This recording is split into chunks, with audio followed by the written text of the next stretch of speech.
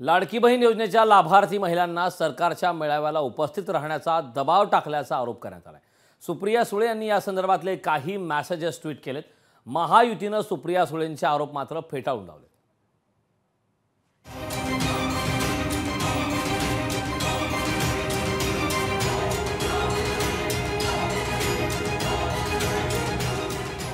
पुण्यात लाडकी बहीण कार्यक्रमाचं आयोजन करण्यात आलं होतं।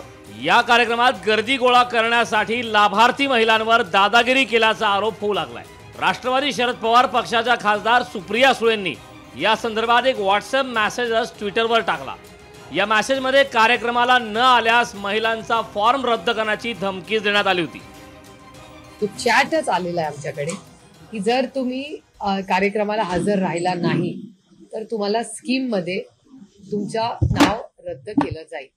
हे अयोग्य आहे। हे सरकार ज्या पद्धतीने स्वतःचे कार्यक्रम मोठे करण्यासाठी हे जे करते अतिशय अयोग्य आहे आणि म्हणजे मला हे इतकं असंवेदनशील सरकार असेल असं मला वाटलं नाही। सुप्रिया सुळेंच्या या आरोपांना भाजपनं प्रत्युत्तर दिलंय।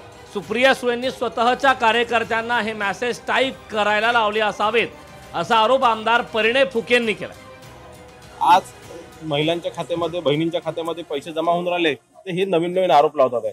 काहीतरी आपल्याच एखाद्या कार्यकर्त्याला सांगायचं की स्वतः मला व्हॉट्सअप कर आणि त्याचं स्क्रीनशॉट घेऊन ट्विट करायचं हे फार बालिशपणाचं लक्षण आहे। मला असं वाटतं की सुप्रियाताई सुळेसारख्या एक मोठ्या नेत्याने या प्रकारची वागणूक करू नये। लाडकी बहीण योजनेच्या पैशांवरून वाद निर्माण झालेला आहे। असं असताना आता लाभार्थ्यांवर एखाद्या कार्यक्रमाला येण्यासाठी दबाव येत असेल तर ही बाब गंभीर म्हणावी लागेल।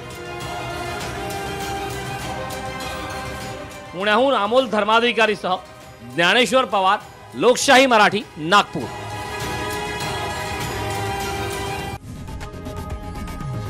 लोकशाही मराठी ऐका, पहा, जागरूक रहा।